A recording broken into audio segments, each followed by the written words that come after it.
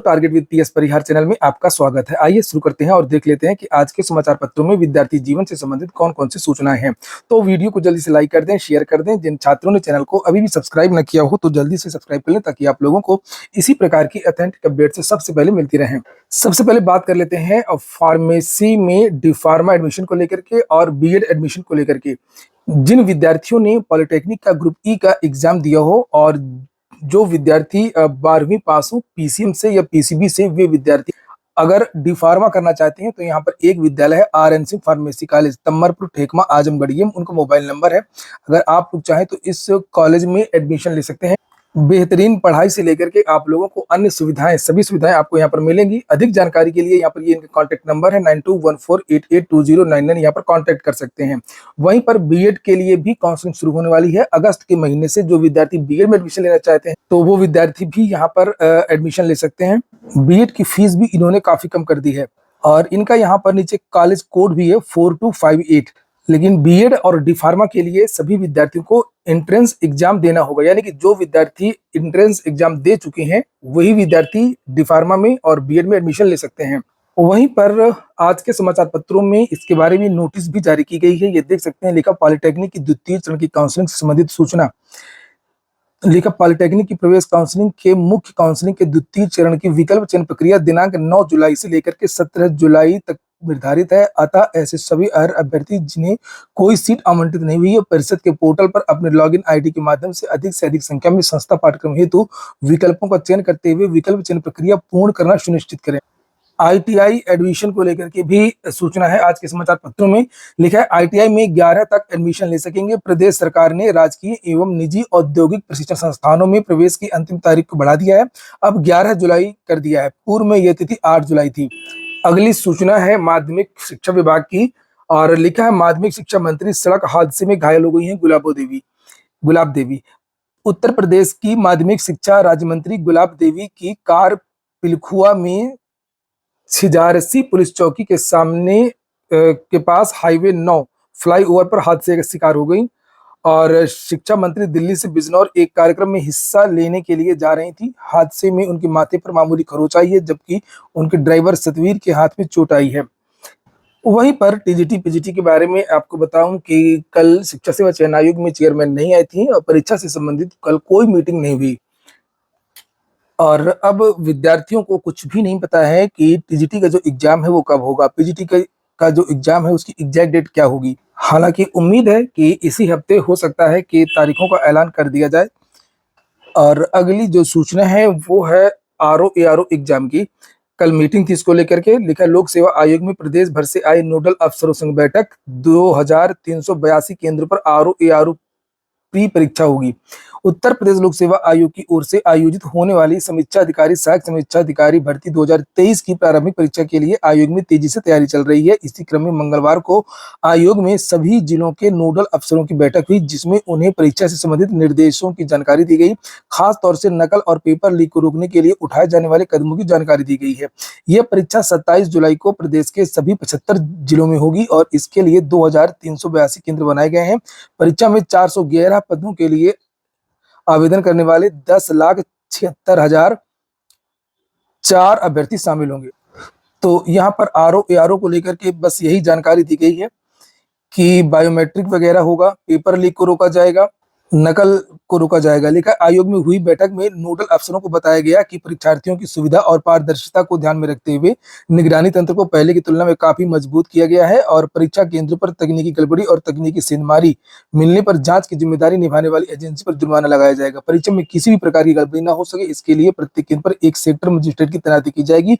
CCTV कैमरे, उड़न दस्ते, ऑनलाइन निगरानी सेल की व्यवस्था होगी। बता देंगे यह परीक्षा पूर्व में भी हो चुकी है लेकिन पेपर आउट होने के कारण परीक्षा निरस्त कर दी गई थी। अगली जो सूचना है वो बैंक पीओ की जो वैकेंसी आई उसको लेकर के है। लेकिन बैंक पीओ की 5208 पदों पर बम्पर भर्तियां। आईबीपीएस से ये वैकेंसी निकली है। रेलवे की जो टेक्नीशियन की वैकेंसी आई उसको लेकर के भी जानकारी दी गई है। आरआरबी ने जारी किया है विज्ञापन। टेक्नीशियन के पदों पर रिक्तियां 6238 पदों पर ये भर्ती हो रही है। इसकी लास्ट डेट 28 जुलाई है। 18 से 30-33 की युवा आवेदन कर सकते हैं। अगली सूचना बिहार की है। लेकिन सरकारी नौकरियों में बिहार की महिलाओं को ही मिलेगा अब आरक्षण। 43 प्रस्तावों पर मुहर। पंचायती राज में 8093 लिपिक बहाल होंगे। राज्य के सभी सरकारी सेवाओं और संवर्गों के पदों पर सीधी नियुक्तियों में बिहार की मूल निवासी महिलाओं को ही 35% क्षैतिज आरक्षण का लाभ मिलेगा। हर वर्ग में 35% पद महिलाओं के लिए आरक्षित होंगे। मुख्यमंत्री नीतीश कुमार की अध्यक्षता में मंगलवार को हुई राज्य कैबिनेट की बैठक में इसकी स्वीकृति दी गई है। तो जो पहले से रिजर्वेशन था वो तो था ही, 60% रिजर्वेशन तो है ही बिहार में, सभी राज्यों में होता है ये। 50% तो SC ST OBC के लिए होता है, 10% EWS आ गया है, ये भी उन्हीं के राज्य के लिए होता है।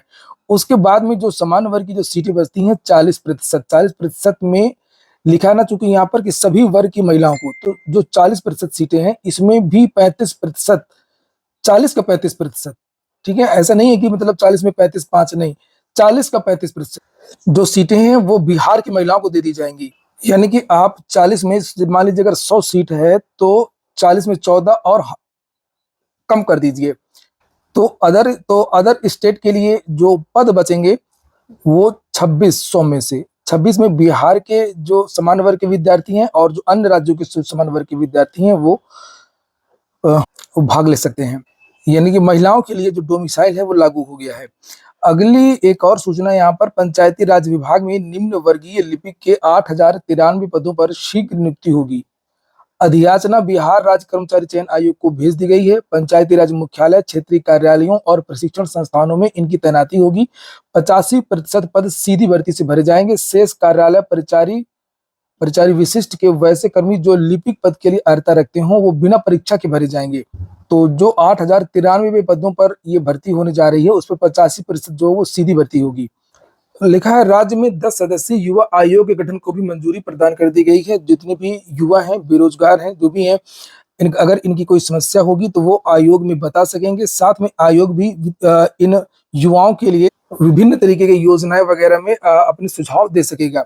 लिखा है कि नीतीश कुमार ने ट्वीट करके बताया कि मुझे बताते हुए प्रसन्नता हो रही है कि बिहार के युवाओं को अधिक से अधिक रोजगार के अवसर उपलब्ध कराने, प्रशिक्षित करने तथा सशक्त और सक्षम बनाने के उद्देश्य से राज्य बिहार युवा आयोग के गठन का निर्णय लिया गया है। समाज में युवाओं की स्थिति में सुधार और उत्थान से संबंधित सभी मामलों पर सरकार को सलाह देने में इस आयोग की महत्वपूर्ण भूमिका होगी।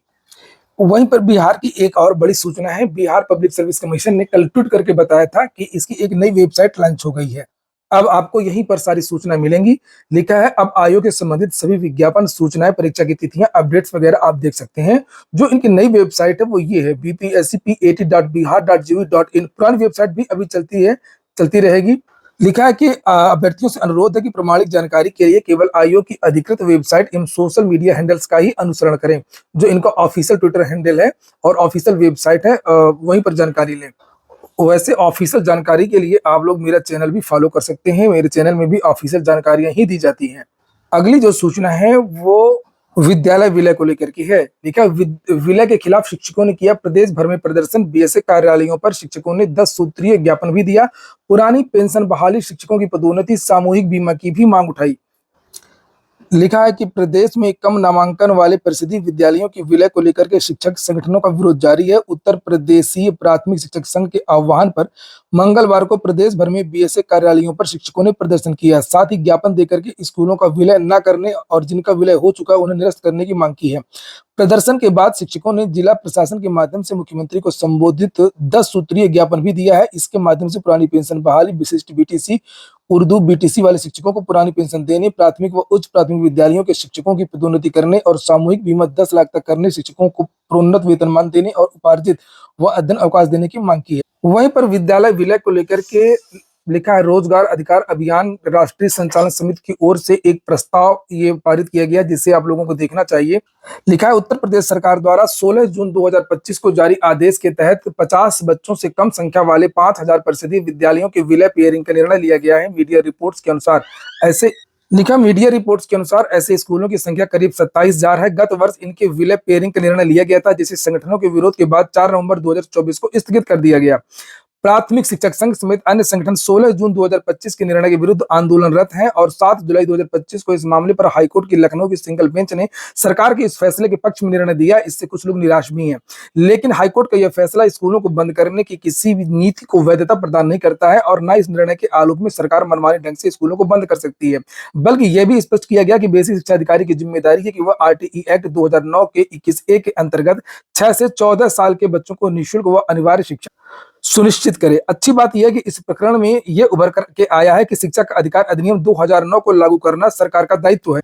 हालांकि जो तथ्य हैं उससे सुस्पष्ट है कि योगी सरकार आरटीई एक्ट 2009 को लागू करने को लेकर के कतई गंभीर नहीं है।